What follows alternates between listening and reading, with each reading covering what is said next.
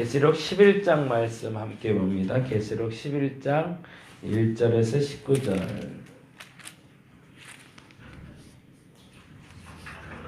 계시록 11장 1절에서 19절 말씀 같이 한 목소리로 읽도록 하겠습니다.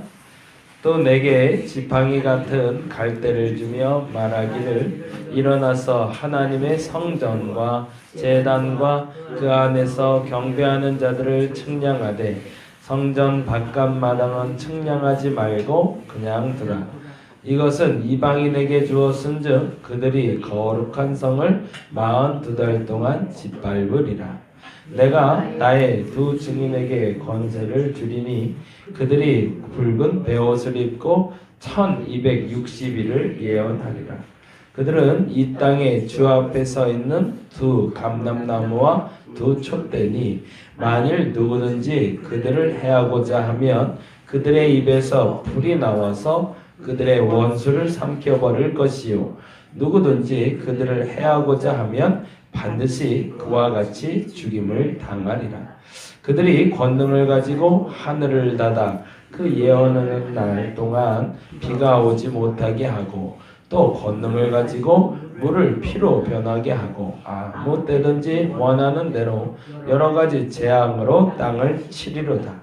그들이 그 증언을 마칠 때에 무적행으로부터 올라오는 짐승이 그들과 더불어 전쟁을 일으켜 그들을 이기고 그들을 죽일 터인즉 그들이 시체가 큰 성길에 있으리니 그 성은 영적으로 하면 소돔이라고도 하고 애굽이라고도 하니 곧 그들의 주께서 십자가에 못 박히신 곳이라. 백성들과 족속과 방언과 나라 중에서 사람들이 그 시체를 사흘 반 동안을 보며 무덤에 장사하지 못하게 하리로다. 이 두 선지자가 땅에 사는 자들을 괴롭게 한 고로 땅에 사는 자들이 그들의 죽음을 즐거워하고 기뻐하여 서로 예물을 보내리라 하더라. 3일 반 후에 하나님께로부터 생기가 그들 속에 들어가매 그들의 발로 일어나서 구경하는 자들이 크게 두려워하더라. 하늘로부터 큰 음성이 있어 이리로 올라오라 함을 듣고 그들이 듣고 구름을 타고 하늘로 올라가니 그들의 원수들도 구경하더라. 그때 큰 지진이 나서 성 10분의 1이 무너지고 지진에 죽은 사람이 7천이라. 그 남은 자들이 두려워하여 영광을 하나님께 돌리더라. 둘째 화는 지나갔으니 보라 셋째 화가 속히 이르는도다. 일곱째 천사가 나팔을 불매 하늘에 큰 음성들이 나서 이르되 세상 나라가 우리 주와 그의 그리스도의 나라가 되어 그가 세세토록 왕노릇 하시리로다 하니 하나님 앞에서 자기 보좌에 앉아있던 24장도가 엎드려 얼굴을 땅에 대고 하나님께 경배하며 이르되 감사하옵나니 옛적에도 계셨고 지금도 계신 주 하나님 곧 전능하신 이여 친히 큰 권능을 잡으시고 왕노릇 하시도다. 이방들이 분노하며 주의 진노가 내려 죽은 자를 심판하시며 종 선지자들과 성도들과 또 작은 자든지 큰 자든지 주의 이름을 경외하는 자들에게 상 주시며 또 땅을 망하게 하는 자들이 멸망시킬 때로소이다 하더라.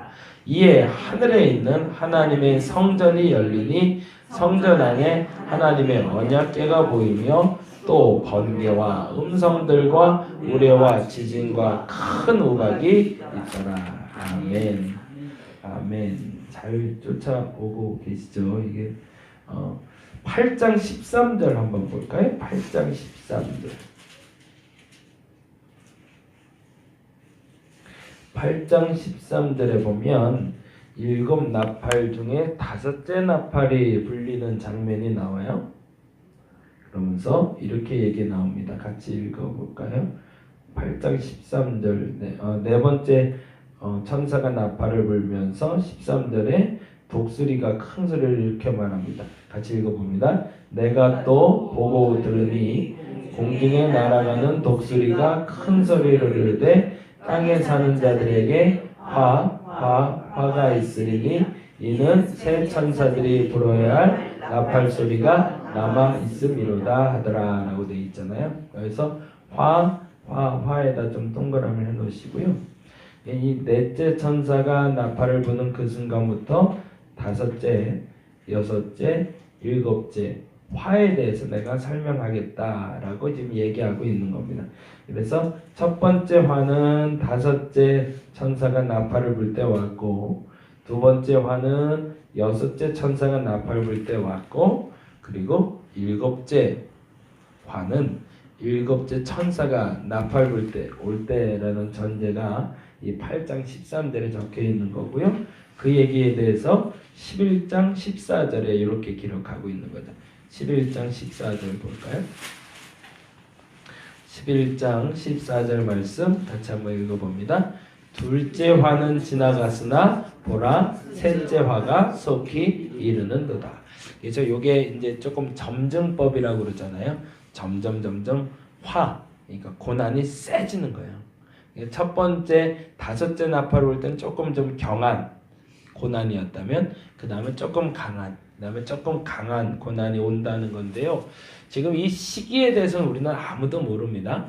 지금 요 11장이 7년대 환란이라고 예전에 많이 읽혀졌던 그 본문을 얘기하는데 3년 반 동안의 심판과 3년 반 동안의 또 환란에 대해서 이야기하고 있어요. 근데 그 얘기를 제가 8장 13절에도 그 표현이 나오고 있지만 여러분께 말씀드렸던 원칙이 하나 있었잖아요. 보고 듣고 깨닫는 것에 대한 기록이다. 예언서는 그렇게 돼 있다고 그랬잖아요. 그래서 8장 13절에 보고 들은 거는, 본 거는 공중에 날아가는 독수리를 본 거고, 그렇죠? 그리고 들은 건 큰 소리인데 그 큰 소리가 바로 땅에 사는 자들에게 화가 있다라는 소리를 들은 거잖아요. 그러면 깨달은 건 뭐죠? 새 천사들이 나팔을 불 때 큰 화 세 가지가 올 거다. 이게 어떤 말인지 정리가 좀 되죠? 이걸 좀 정리를 해 놓으셔야 지금 11장이 보여서 그래요. 그러면 11장을 여러분이 한번 나눠 보시는데, 이게 나눠지시면 이제 예언서도 나눠지세요. 뭐냐면 11장에 본 거는 뭐고 들은 건 뭐고 깨달은 건 뭘까를 정리를 해보자는 얘기입니다. 그리고 원칙이 또 하나 있다고 그랬죠. 요한이 보고 요한이 보는 대로만 보자. 그렇죠? 요한이 보는 대로만 보자. 보겠습니다. 11장 한번 볼게요. 11장 1절에서 2절 말씀 같이 첫 번째 이게 나눠집니다. 11장 1절에서 2절 같이 한번 읽어보겠습니다.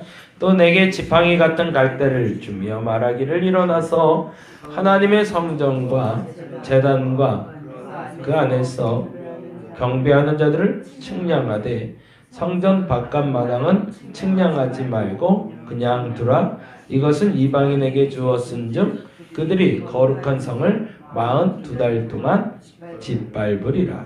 그 42달이 3년 반의 기간을 얘기하고 있습니다. 첫 번째 3년 반인 두 번째 화가 되죠. 나팔로 보자면 두 번째 화가 되고, 그리고 지금 7년 대환란로 보자면 첫 번째 전반기 7년 대환란 중에 3년 반을 말하고 있습니다. 그런데요, 아주 재미난 표현이 나오는데 2절에 보니 그냥 두라라는 표현이 나오잖아요. 그게 버리라라는 뜻입니다. 방치하라. 그게 조금 더 구체적으로 살펴보면 요한에게 지팡이 같은 갈대를 줬대요. 그리고 이 지팡이 같은 갈대로 측량을 하라고 그래요. 그러면 이 지팡이 같은 갈대로 어떻게 측량을 할 수 있었을까요? 자처럼 눈금이 있는 것도 아니고 지팡이 같은 갈대인데, 그 무슨 말이냐면 이런 짝대기 하나를 주더라는 거예요. 짝대기 하나를 주고 측량하라 라고 얘기하셨어요. 근데 이 측량하라는 단어가 치수를 재라는 단어가 아니라는 얘기입니다. 그러면 지금 측량해야 될 것이 뭔지 보세요. 1절에 이렇게 되어 있습니다. 또 내게 지팡이 같은 갈대를 주어 말하길 일어나서 하나님의 성전과 제단과 그 안에서 경배하는 자들을 측량하래. 거기다 동그라미 볼게요. 성전, 제단, 그리고 경배하는 자들을 측량하게 되어 있습니다. 언제요? 첫 번째 7년 대환란의 3년 반 동안은. 그리고 나서 다음 절에 보니까 이렇게 되어 있어요. 성전 밭갓 마당은 뭐하래요? 측량하지 말래요. 그리고 그냥 두라. 아까 말한 대로 방치해 두래요. 이유가 있는데 이것은 이방인에게 주었기 때문에 그들이 거룩한 성을 42달 동안 뭐 할 거래요? 짓밟을 거래요. 이 말이 굉장히 중요한 말이 돼요. 이제 설명을 좀 드릴게요. 측량한다는 것은요, 이 자로 몇 센치다라는 걸 재는 게 아니라 성전이 어디까지인지를 자로 이렇게 하는 게 아니라 갈대로 이렇게 딱 구별해 놓으라는 겁니다. 여기까지는 성전, 여기까지는 마당, 그리고 여기까지는 경배하는 자, 여기까지는 경배하지 않은 자가 있다라는 거예요. 무슨 말이냐면 교회 내에 예배한다라고 착각하는 사람들 중에 이 두 번째 화가 오면 교회 내 분명 같이 예배했고 같은 권사도 받았고 장로도 받았고 심지어 목사였는데 그 환란 때가 되면 어떤 이들은 구획을 정리해서 구별해서 경배하는 자들 중에 화를 당하지 않는 사람들이 있는데 어떤 사람들은 짓밟히는 사람들이 있을 거라는 거예요. 이 두 번째 화가 언제 올지 모르지만 그날이 당장 오늘 온다면 여러분은 어디에 있을까요? 그것을 묵상해 보자는 얘기입니다. 짓밟히는 사람들이 될 것인지 하나님의 보호 가운데 보호될 수 있는 사람이 될 것인지 똑같이 경배한다고 말했지만 예배한다고 말했지만 버려진 사람들이 있다는 겁니다. 교회 안에서도. 이게 안타까움이죠. 저와 여러분의 선자리가 어딘지를 항상 깨어있기를 간절히 바랍니다. 그래서 요한계시록을 말할 때 제가 궁극적으로 요한계시록은 소망의 말씀이라고 말씀드렸지만 또 하나의 팁이 있다면 요한복음은 깨어나야 된다는 걸 우리에게 말씀해주는 말씀입니다. 그때가 어느 때인지를 알려지지 않았기 때문에 깨어있기가 좋은 거죠. 만약 그때를 당장 2017년 12월 25일이다 라고 정해놨으면 사람들은 그때를 기점으로 해서 전후가 바뀌어질 겁니다. 만일에 하나님께 천국으로 가기 원하는 사람들이 있다면 미리 회개하는 사람도 있고 24일날 저녁에 회개하는 사람도 생기겠죠. 그래서 하나님은 그날을 정해놓지 않으신 것 같아요. 그날에 그 누군가는 예배하는 것처럼 보이지만 버려지는 사람이 있고 그날의 어느 순간에 예배하는 자로 보이지만 우리 눈에는 좀 허접해 보이고 부족해 보이지만 구원받는 백성들이 생긴다는 겁니다. 근데 이때가 지나고 나선데요. 4절부터 10절까지인데 4절부터 10절까지는 이제 두 번째 환란 전에 지금 한 42달 동안 이방인의 뜰에 머물면서 환난당하는 사람과 구별된 사람이 있을 때 나타날 현상으로 설명하고 있는 건데요. 그때에 4절에 사람들이 일어난다고 합니다. 4절 말씀 읽어볼까요? 그들은 이 땅에 주 앞에 서 있는 두 감람나무와 두 촛대니라고 되어 있어요. 근데 재미난 건 3절부터 10절은 요한이 들은 걸까요? 본 걸까요? 깨달은 걸까요?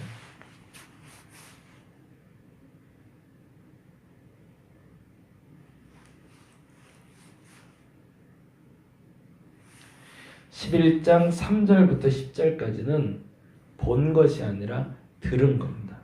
네. 이게 왜 중요하냐면 요한이 만일 봤다면 이 두 감람나무가 뭐고 두 촛대가 무엇인지 좀 더 명확하게 설명을 했을 겁니다. 그런데 지금 말해주는 화자인 이게 천사인지 아니면 하나님의 어떤 대리자가 와서 지금 말하고 있는데 이 대리자가 말하는 이 이야기를 요한이 듣고 그대로 적은 거라는 겁니다. 그러니까 거기에는 어떤 설명이 부가적으로 붙질 않아요. 요한은 설명할 때 늘 그렇게 했습니다. 감람나무를 만약 봤으면 그랬을 거예요. 저 감람나무는 아마도 엘리야와 같고 저 두 촛대 중에 하나는 모세와 같고 라고 아마 설명을 덤으로 붙였을 거예요. 근데 덤으로 붙이지 않고 있는 그대로 그 천사가 전해준 그대로 기록하고 있습니다. 이 부분을 좀 분리해내는 것이 굉장히 중요해요. 보는 게 뭐냐, 들은 게 뭐냐, 깨달은 게 뭐냐. 그런데 중요한 건 이가 이 말하는 동안 요한이라는 분은 이 감람나무에 대해서 상상하게 됐겠죠. 그리고 그 두 촛대가 무엇인지를 상상하게 됐을 겁니다. 근데 그 감람나무와 두 촛대에 대해서 이런 일을 하시는 분들이라고 얘기합니다. 그게 바로 6절인데요. 6절 말씀 읽어볼까요? 그들의 권능을 가지고 하늘을 닫아 그 예언하는 날 동안 비가 오지 못하게 하고, 거기서 좀 잘라주시고요. 하늘을 닫아 그 예언하는 날 동안 비가 오지 못하게 한 분이 누구였을까요? 과거의 선지자 중에 엘리야. 그리고 또 잘라서 봅니다. 또 권능을 가지고 물을 피로 변하게 하고, 거기 또 잘라봅니다. 거긴 누굴까요? 모세죠. 아마도 지금 이 두 감람나무를 상징하는 존재는 이 엘리야와 같으니 모세와 같은 일을 이 천사가 자기에게 설명하고 있다고 지금 요한도 이해하고 있는 거죠. 그들의 능력은 어느 정도인지는 모르지만 최소한 엘리야와 같으니, 모세와 같은 이가 일어나서 뭘 하고 있다는 거예요? 그 이방들에 들어간 사람들이 아니라 보호받고 있는 사람들의 지도자의 역할을 감당하고 있다는 겁니다. 그래서 그들을 지켜낼 수 있는 사람들이 있었기 때문에 그들이 보호되고 있었다는 얘기죠. 근데 문제는 10절 말씀입니다. 10절 말씀 같이 읽어보겠습니다. 10절 읽겠습니다. 시작. 이 두 선지자가, 그렇네요. 감람나무 촛대가 선지자였네요. 누군지 모르지만. 그런데 이 두 선지자가 땅에 사는 자들을 괴롭게 한 거로, 이 말은 그들이 땅에 사는 곳, 이 땅의 백성들에게 나쁜 일을 해코지를 했다는 얘기가 아니라 믿지 않는 자들이 이 믿음의 두 선지자 때문에 그들의 악이 드러나서 속상해했다는 얘기입니다. 그래서 그들 때문에 괴롭게 됐다는 얘기는 믿음의 사람들로 말미암아 그들의 이득을 취하지 못하고 그들이 누리는 걸 누리지 못하게 하자 그들이 너무나 괴롭고 억울하다고 말해왔다는 겁니다. 그런데 어떻게 됐죠? 땅에 사는 자들이 그들의 죽음을 즐거워한대요. 그건 무슨 말이에요? 두 선지자가 죽었다는 얘기죠. 세상에 의의를 정하고 옳은 것을 말했고 믿음을 선포했던 두 선지자가 거룩한 사람들을 지켜냈고 그들 때문에 보호받았던 그 시간이 끝나자 이 두 선지자가 그 땅의 사람들 때문에, 그 악을 가득 채우고 있는 사람들 때문에 죽임을 당하게 되자 그들의 죽음을 땅에 사는 자들이 즐거워하고 기뻐하고 서로 예물을 보냈다는 겁니다. 믿음의 사람들도 그 마지막 순간에 또 죽임을 당할 수 있다는 것을 요한이 듣게 된 거죠. 보게 된 게 아니라. 아니, 그 얘기를 할 때까지만 해도 기분이 좋았거든요. 그렇지. 거룩한 사람들은 보호받아야지. 왜 거룩한 사람들이 다 죽어? 예배당에 들어온 사람들 중에서 거룩하게 구별된 사람이 있지. 그래, 맞아. 그런데 그들도 죽어? 가인과 아벨이 있는데 가인은 그래 예배 잘못 드려서 죽었다고 쳐. 근데 왜 아벨은 예배도 잘 드렸는데 죽어? 라고 말할 수 있지 않나요? 그 질문 우리는 던질 수 있어야 됩니다. 이렇게 살면 뭐하냐? 똑같이 고난받아 죽게 되는데. 그렇잖아요. 그러면 질문이 던져져야 될 게 뭘까요?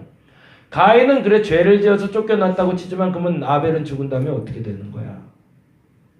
지금 믿음을 지켜내는 교회당에 있는 사람들 중에 어떤 사람은 믿음을 지켜내지 못해서 마당에서 짓밟혀버렸대지만 믿음을 지키는 사람들은 그래도 보호받았다며.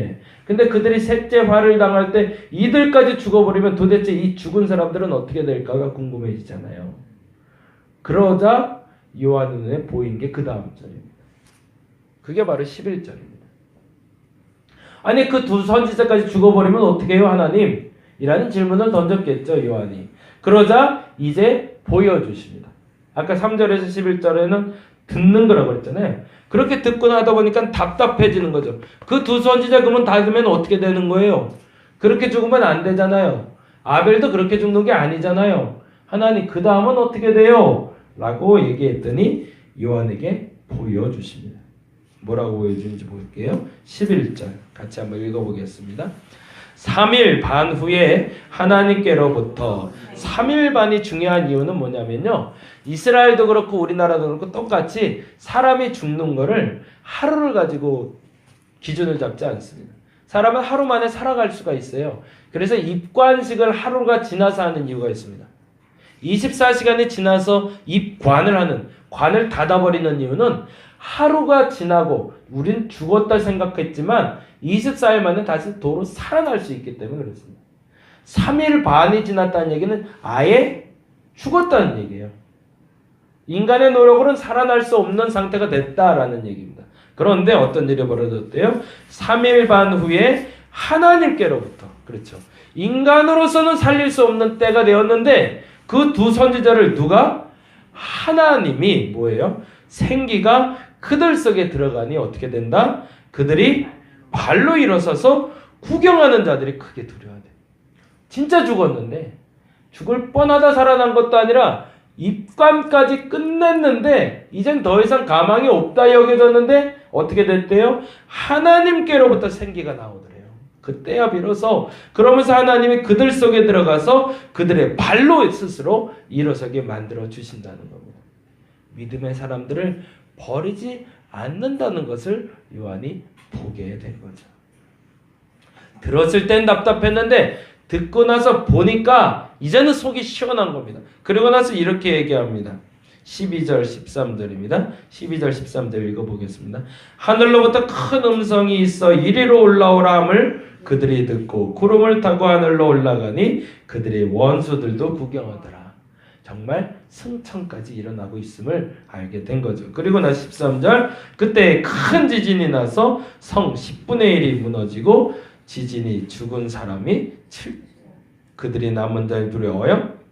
영광을 하늘의 하나님께 돌리더라. 왜? 이 죽은 자들이 그냥 방치되고 버려지는 것이 아니라 끝끝내 하나님이 구원하신다는 것을 믿을 수 있게 되었으니까.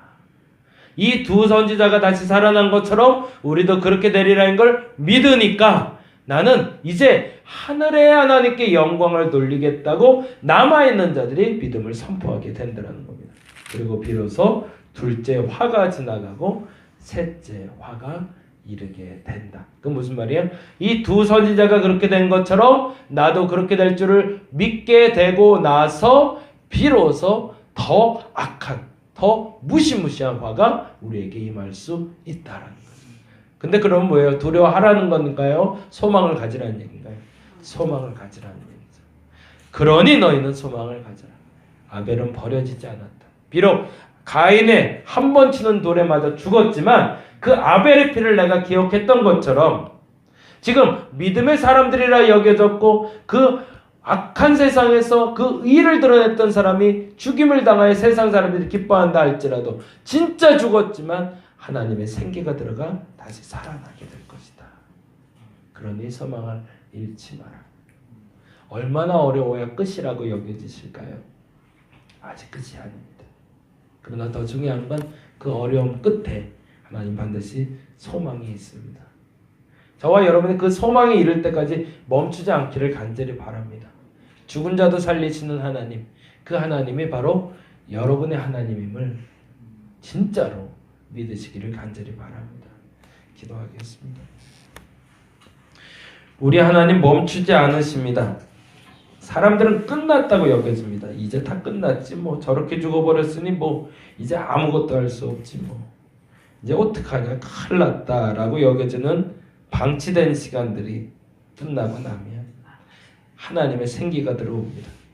사람들은 할 수 없다 여겨지는 그때에 하나님이 움직이실 줄로 믿습니다. 내 고난의 끝에 하나님이 계신 줄 믿습니다. 내 마지막에 끝까지 하나님이 나를 지키실 줄로 믿습니다. 그 소망의 순간을 향해 끝까지 나아가게 하여 주시옵소서. 조금 힘들다고 또 쓰러지고 이래서 힘들다고 또 쓰러지는 그 어리석은 신앙 이제 그만하게 하여 주옵시고 어떤 환경 어떤 상황에도 흔들리지 않는 믿음 허락하여 주옵시고 저 하늘의 소망을 가지고 살아가는 우리들 되게 하여 주시옵소서. 감사합니다. 고마우신 예수 그리스도의 이름으로 기도드렸습니다. 다 같이 기도하고 돌아가도록 하겠습니다.